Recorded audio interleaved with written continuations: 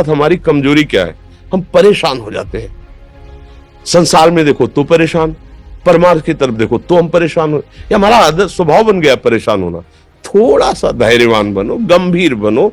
कोई भारी से भारी विपत्ति में परेशानी स्वीकार करके विपत्ति से थोड़ी निकला जाता। सुलझो, ठीक है, विपत्ति आई, समस्या आई, इसका समाधान होगा, ऐसा थोड़ी कि हमें नष्ट कर देगी। अगर अभी हमारी बड़ी हानि हो जाती है, हम कल इससे बड़ा लाभ प्राप्त कर सकते हैं। हमको एकदम बिल्कुल गंभीर रहना है, इतने कमजोर नहीं बन जाना। अब वो गए तो क्या होगा, अब वो वस्तु गई तो क्या, पद गया तो क्या होगा। प्रयास किया था, ये पद मिला था, इससे बड़ा पद प्राप्त करूंगा, मैं इससे बड़ा महान बनूंगा। ठीक है, एक बार गिर गया, गलती हो गई, दंड भोगूंगा, फिर इससे ज्यादा संयम में रहूंगा। बिल्कुल मतलब एकदम फ्रेश दिमाग रखना चाहिए।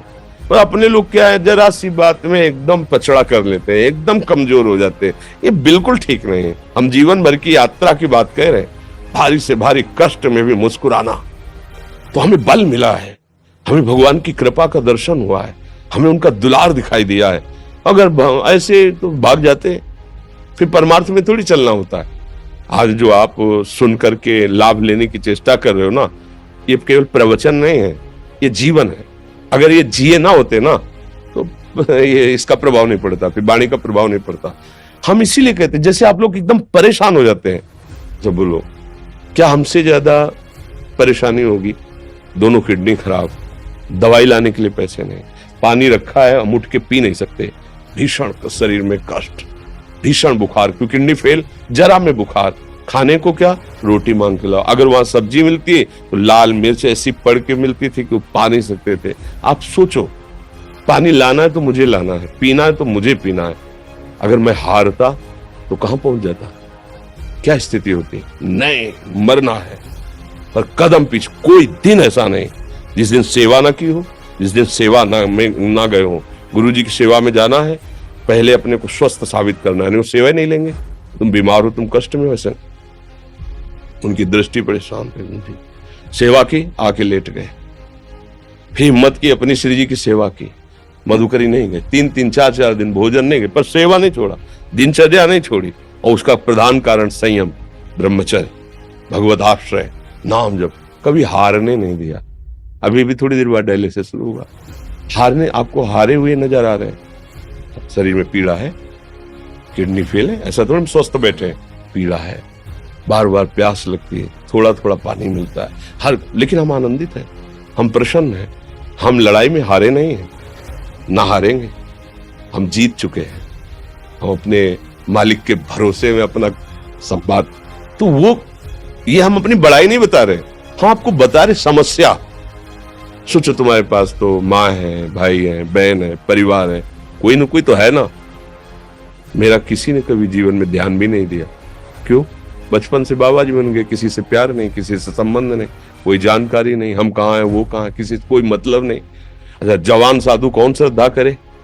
कभी गांव जाने की हिम्मत नहीं पड़ती कि रोटी मांग ले, पता नहीं लोग क्या सोचेंगे, क्या भावना कर ले। हम दरवाजे पे खड़े हैं, क्या कैसी भाव, जो हमारे सामने आकाश वृत्ति से आया यौवन अवस्था में, वही पाया है, अन्यथा भूखे रह गए। जब हम हर समय अपने को विवेक के द्वारा सावधान रखे, तो हम कभी निराश नहीं हुए, कभी उदास नहीं हुए, कभी ऐसा नहीं लगा कि यार हम दुखी, कभी नहीं लगा। उसी का फल है कि उस सुख का संकेत मिल गया जहां दुख की निशानी भी नहीं है, वही उसी के बच्चे हो। हम सब उसी धातु से बने हुए हैं। हम इतना क्यों परेशान हो जाते हैं? हम ये देखते हैं अपने लोग, थोड़ी बात बिगड़ गई परेशान, नहीं बिगड़ी तो बिगड़ जाने की संभावना में परेशान है। आज सुख है, लेकिन कल सुख छिन जाएगा तो हम आज के सुख में सुखी ना होकर कल के दुख की आने की संभावना में हम भयभीत हो। मतलब क्या हमारी सोच रह गई? हमको इतना बलवान बनना है कि सुख और दुख दोनों हमको छू न सके। भारी से भारी सुख की व्यवस्था है तो अहंकार नहीं, हर्षित होकर किसी का अपमान न करे कि हम धनी, हम पदाधिकारी, अमुक।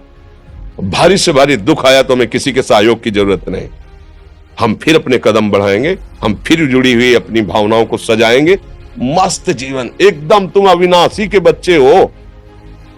शेर का बच्चा भेड़ों के बीच में फंसकर म्यों म्यों बोल रहा है, बस अगर दहाड़ना सीख जाए तो कोई भी उसे परास्त नहीं कर सकता। ऐसे भगवद अंश, तू प्रपंच में फंसकर अपने को इतना दीन क्यों देख रहा है?